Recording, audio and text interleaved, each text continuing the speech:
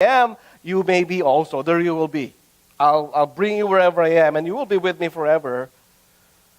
But then at the same time, Jesus said, there's one important thing that I'd like to leave to you, and you have to practice that. Love one another. Because Jesus knew that it's not going to be easy for the disciples to love one another. He knew that because he knew our hearts. He knew their hearts.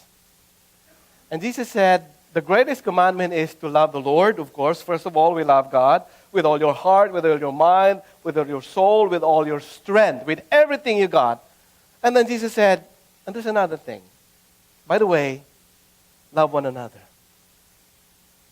as you love yourself.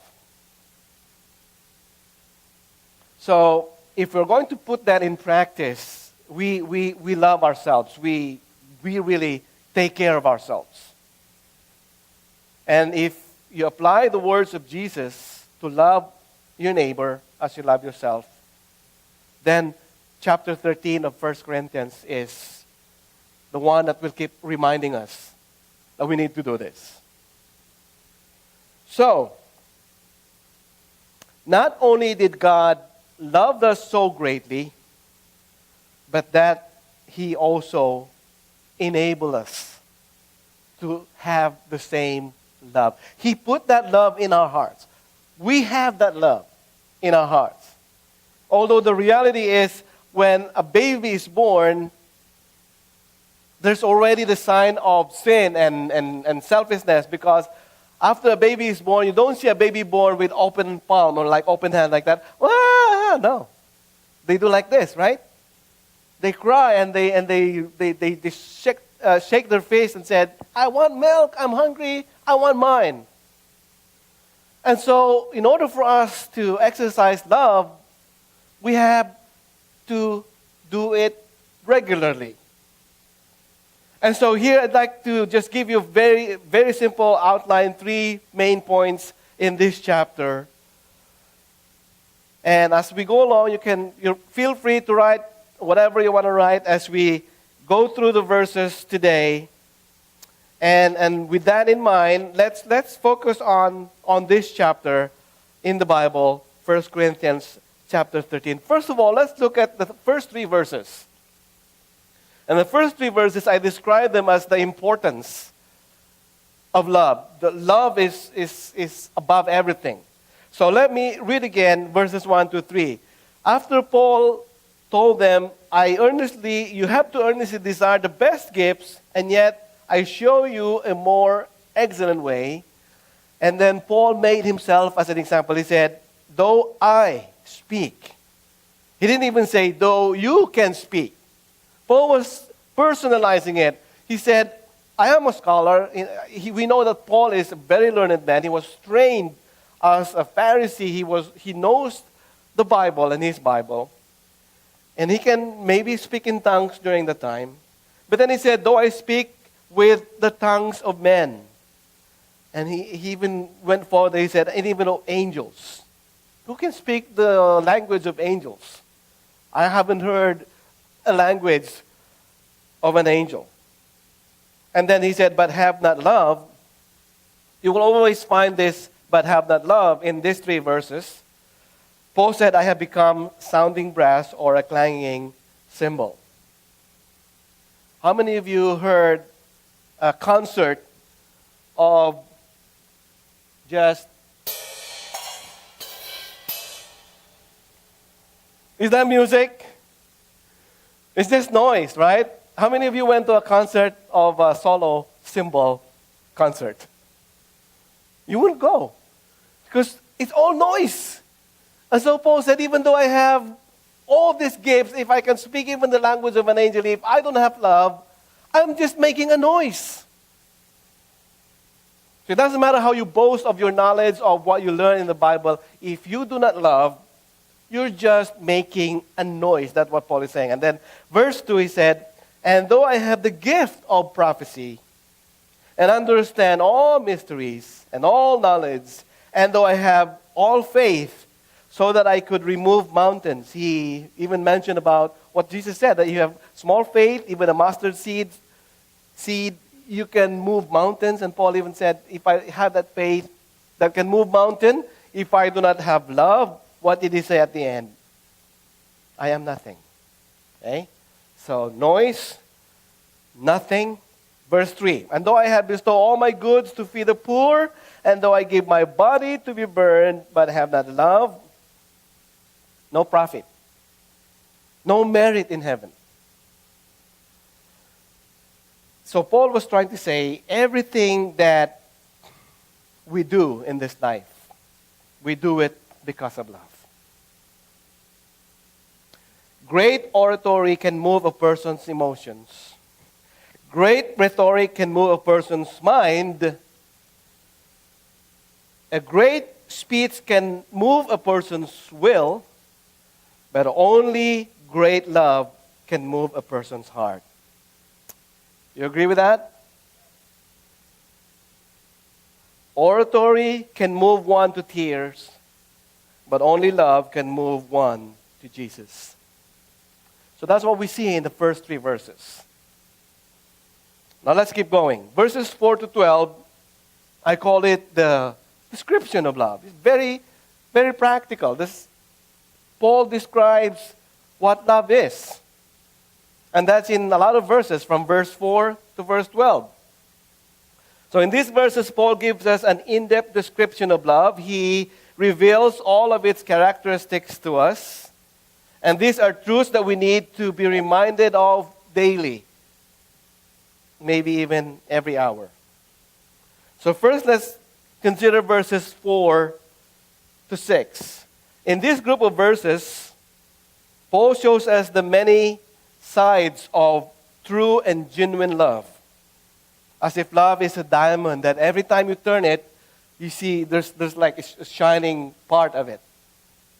So many facets. And as he does this, the person of God is revealed in each gleam of light from the surface of love.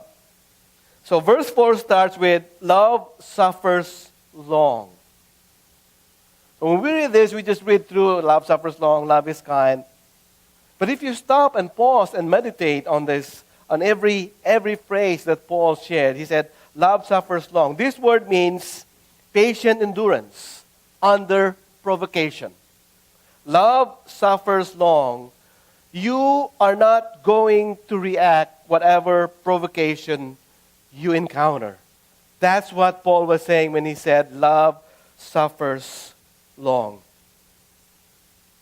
The literal meaning of the word is long-tempered. And this characteristic of love reveals the truth that love does not retaliate. How often do I fail in that way? Especially when I'm driving. Especially when you are somewhere that you are by yourself. Now, one example here is Stephen, right? Stephen in the Bible, when he was stoned to death, he did not even retaliate. He said, Lord, please, don't put this burden on them. I'm owning up to everything because I love them even though they hate me. No retaliation. This kind of love endures all kinds of attacks. Physical attack, emotional attack, not spiritual, because when we are spiritually being attacked, we allow the Lord to fight for us. Let me give you one illustration of this. Back in the 1800s, or during the time of Abraham Lincoln, one of his most outspoken political enemies during his time was a man named Edwin J. Stanton. For those of you who know history, you know what I'm talking about. Edwin J. Stanton called Lincoln, he called him many names, and he put him down so many times. And then this is what he said. He called Lincoln a low, cunning clown. One of the descriptions he called Abraham Lincoln. And then he called him too as the original gorilla. He even made this derogative, so insulting comment. He even said this, I quote, "It is ridiculous for people to go to Africa to see a gorilla when they could easily find one in Springfield, Illinois." That's how cruel Edwin J. Stanton towards Abraham Lincoln during their political time. To Lincoln's credit, he never responded to these insults. Never said a word back. But when the time came that President Abraham Lincoln was elected as the president, he chose Stanton to be his Secretary of War. For in the present day, Secretary of Defense.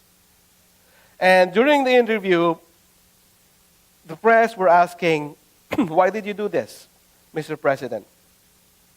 And Abraham Lincoln said, because he is the best man for the job. Later, when Lincoln has been assassinated, when he died, Stanton attended the funeral service with tears in his eyes and said, I quote, "There lies the greatest ruler of men the world has ever seen." You see what happened when you just let the Lord do His way in other people? Patient love in action won this man over the end. And then verse 4 also said, love is kind. Not only that love suffers long, it says love is kind. This word refers to active goodness that goes forth in behalf of others. Genuine love, beloved, genuine love is never hateful. Genuine love is never mean. But it respects others and reaches out to them. That's why whenever we go out, we need to have the heart of Jesus, seeing all the lost in this world. And again, God is the greatest example here.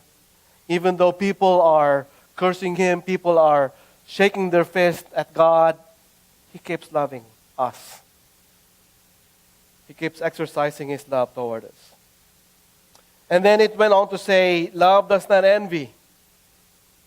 True love is not envious over the abilities or possessions or success of another. Because envy is so dangerous that if you let envy dwell in your heart, you will be in so much trouble. Envy is the most dangerous of sins that we harbor in our hearts.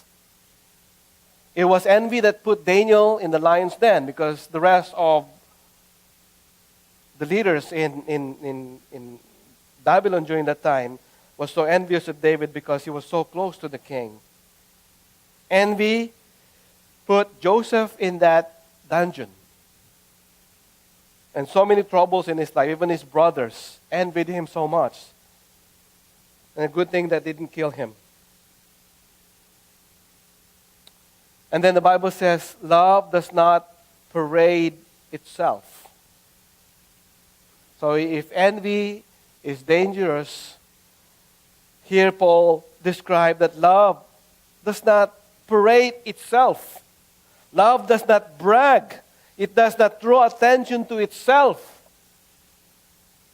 Whatever you're doing, do it all for the glory of God. Don't look for anyone to notice, because God sees what we're doing. Love is not puffed up. Love is not arrogant. Love is not proud. No matter how great your talents are or spectacular your gifts are, everything we are, we owe it from the Lord. Love is never rude in verse 5, but it always treats others with compassion, consideration, respect. Did you know that love can control your emotion? If love controls your emotion, then you will be steady. You will not be loving this hour and then hating the next hour. You will be nice this hour and then you will be rude and mean the next hour. It is a maintained kind of attitude in your heart. Something's wrong with my mic. Bear with me. And then we see here, true love is never selfish and self-centered, but it is actively interested in what will profit others.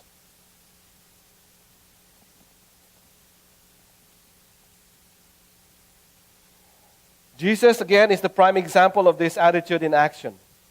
When others were just so mean and hurting him and shouting all kinds of insult, Isaiah chapter 53 says, he was brought as a lamb to the slaughter. And no words of retaliation was heard from the